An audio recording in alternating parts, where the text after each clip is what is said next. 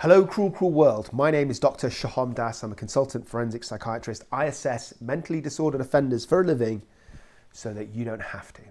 Is Tom Cruise a narcissist? Tom Cruise is certainly seen by many people in different scenarios. He can be charming, he can be charismatic at times, but it seems like he's got a short fuse at other times. Is his behaviour and presentation typical of a narcissist though? To answer that question, I'm going to focus on two specific interviews. The first one is by Matt Lauer, which happened around 8 years ago and has become viral relatively recently. It's got 11 million views on YouTube. I can't show you the original video, but I will, because of copyright issues, but I will put the links in the descriptions below. And we're going to analyse what his behaviour actually means. So sit back, relax, get your beach ball, get your best friend to oil you up. We're about to play some homoerotic beach volleyball, and welcome to a Psych for Sore Minds. So this interview that I'm talking about, as I said, Matt Lauer, it was on Australian TV in a program called 60 Minutes. And for the most part, initially, it was a relatively pleasant interview. And then things kind of took a turn for the worse when Matt brought up comments that Tom Cruise had made about Brooke Shields. And the reporter, basically, he tried to make the point that it appears that Brooke Shields did get better from her depression after she saw a counsellor and after she was given medication. But Tom Cruise became very irritated and quickly started ranting about psychiatry and how it's all a pseudoscience. Now, as a psychiatrist, I can confidently say that this is certainly not a new perspective, and everyone knows that Scientology is very anti-psychiatry. Tom Cruise did make a couple of reasonable points, although I'm not necessarily convinced that they were made in the correct context. So one point that he made is that there is a lack of blood tests. He said, like, show me that there's a blood test that shows you that something's wrong. And he's correct. In many fields of physical medicine, not all, but in many, there are blood tests that show that there is a problem. Whereas all of psychiatry, all of the symptoms are, well, I wouldn't say all of them, but most of them are fairly subjective. So I would argue personally that doesn't make it less valid as a diagnostic kind of sphere. It just means that it's harder. It's more the clinician has to be more confident in their subjective rather than their objective viewpoints. But anyway, I'm kind of going on a tangent. What I'm trying to say is that I think Tom Cruise made some reasonable points.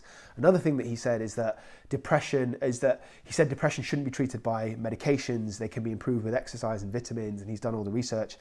And again, I don't think this is completely untrue. From my experience, and I have assessed hundreds, possibly even over 1,000 people with depression in some form in a whole range of spectrum, from people who are, have a relatively mild depression who are functioning well to people who are self-harming and are at risk of suicide. I would say that, yeah, absolutely. In some circumstances, you can improve your mental state with exercise and with vitamins, but absolutely this doesn't work in some other circumstances, particularly on the more severe end of the spectrum. So I personally wouldn't prescribe antidepressants unless somebody has tried other frontline therapy like talking therapy, psychotherapy, or unless the depression is very severe and there's high risks like suicide. But anyway, this is a different conversation. Again, my point is that Tom Cruise made some valid points, but he said it in a very kind of aggressive and hostile manner, which I think actually worked to his detriment. The other thing that Tom Cruise said was there's too much prescription of Ritalin to children for ADHD. Electroshock therapy can be given, sometimes very unfairly. And again, I agree with all of that. He made some reasonable points.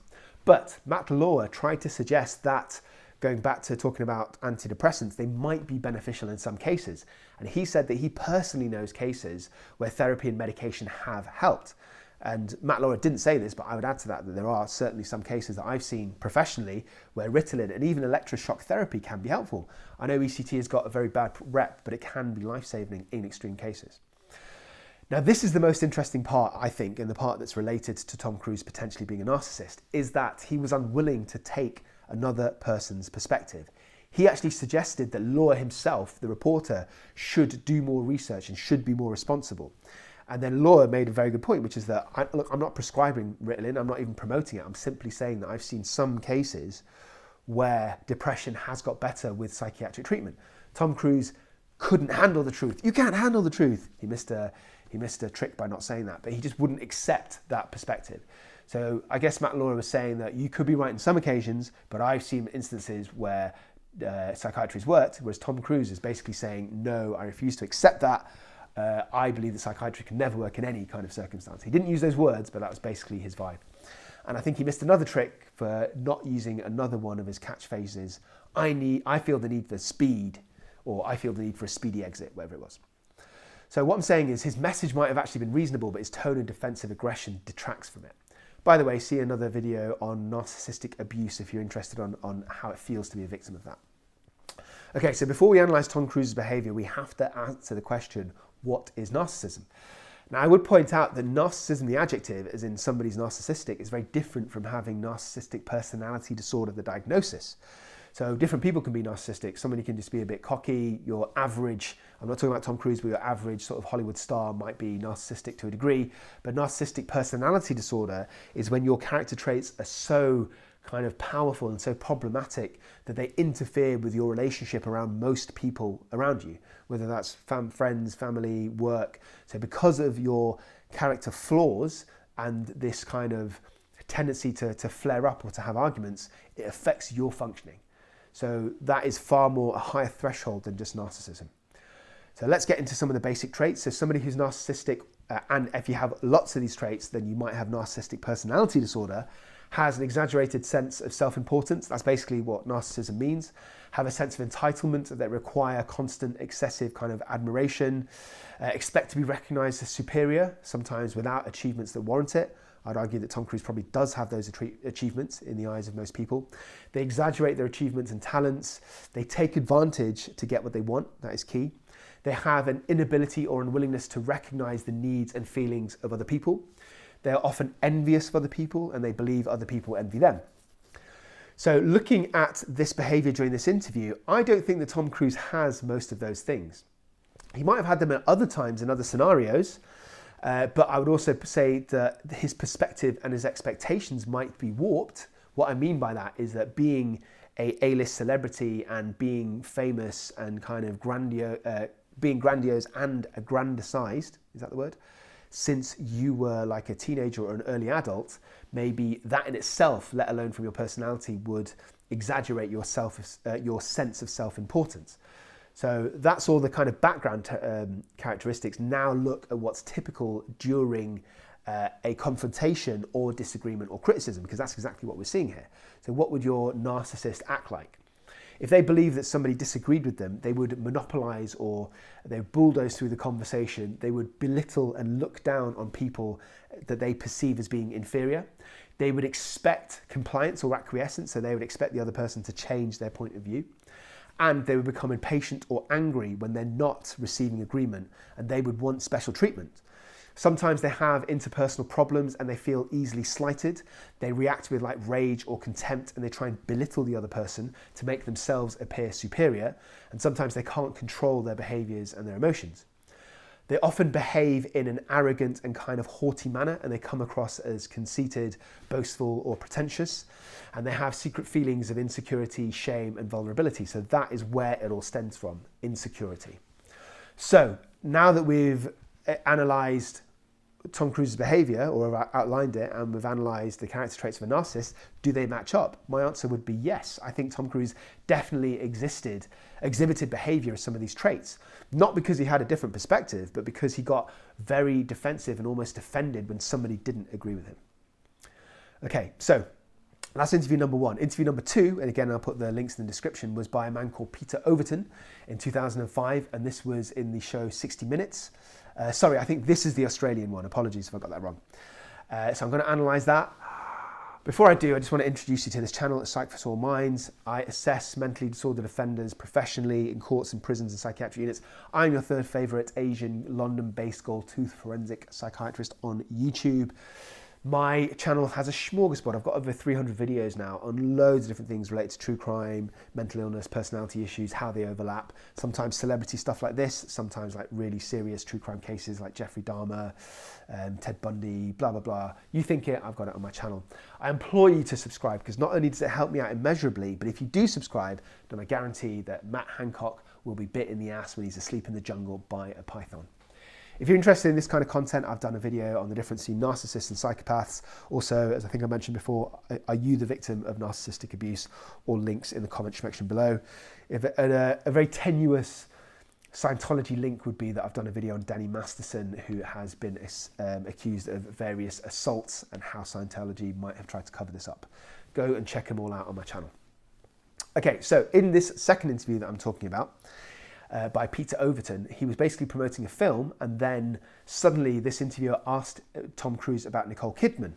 This happened about 4 years after their divorce. So he asked Tom Cruise, "Are you the love of your life? Do you want to, was she the love of your life? Do you want to remarry? Do you want her to be remarry? And do you have a parenting relationship?" Now, as you'll see, if you see this clip, Tom Cruise is smiling throughout, and you can see that even though he's smiling with his teeth, there's something in his eyes, his countenance is kind of changing. He's kind of hesitating on the answers, and I think he's calculating whether he should confront the interviewer. So he keeps the smile, but he's looking angry behind it all. And then he eventually says, "You're stepping over the line." Now, here's my analysis. I think that Tom Cruise felt kind of insulted and blindsided. And he didn't react to it initially because he kind of hoped that the reporter would ask one or two questions and then move on, but the reporter wasn't doing that. The reporter kept kind of goading him and kept pushing about Nicole Kidman. So I think Tom Cruise knows that he's live on camera, and he doesn't want to make the wrong impression, so he's trying to, in his mind, he's live, trying to find a polite way of moving on the conversation. He's trying to keep his composure. He's like calculating if he should bite back. But then, as I said, Overton kept kettling him into this corner. And so then he kind of reacted. So in my opinion, as a stretch, maybe there's a couple of the elements of narcissism that I talked about before. Maybe he felt more insulted than the average person would have felt insulted. But having said all that, I think thinking about Tom Cruise's perspective, I don't think he's necessarily keen to talk about his personal life if the circumstances aren't right. If he agreed beforehand, if he maybe has a good relationship with the interviewer and he's on a talk show like Ellen, for example, then he might be open to talking about his personal life because he's kind of ready. He's in that zone. He's ready for those questions. But if he's there to promote a film and these get kind of crowbarred or slipped subtly into conversation, then I think it's fair for him to think that that's quite rude and quite presumptuous by Peter Overton. So he might be feeling that this guy is trying to exploit him by getting him to talk about his personal life just to get more attention and to get more views in the interview. And then Tom Cruise eventually kind of snapped and he said, "Put your manners back in." I'm not entirely sure what that means. I think it just means, sort of reinstate your manners. But I think he missed a trick by not using one of his famous quotes from Tropic Thunder, which is, "A nutless monkey can do your job. Now go get drunk and take credit at all the parties." So I think in this context, if Tom Cruise had an agreement to focus on the movie only during the interview, and I think that's what happened, because if you look at how he reacts, he's kind of blindsided, then I think like many celebrities, he's used to being complimented and praised, and this would have helped build up his ego and his narcissism, especially because Cruise was very famous since he was a young adult. So I think it's all of those things, all of that context, not narcissism, not narcissistic personality disorder. So to conclude, there's two infamous interviews with Tom Cruise. He lost his temper. Well, he got irritated and got angry both times, although he kind of kept it together. In my opinion, the first one definitely does show traits of narcissism, possibly personality disorder. Second one, I don't think that's the case. I think he's just irritated. What else did we learn in this episode? We learned in general about the traits of narcissism, especially in the context of a conflict. Buy my goddamn book. Check me out on YouTube and Instagram. Do not forget I love you, and stay euthymic. Goodbye.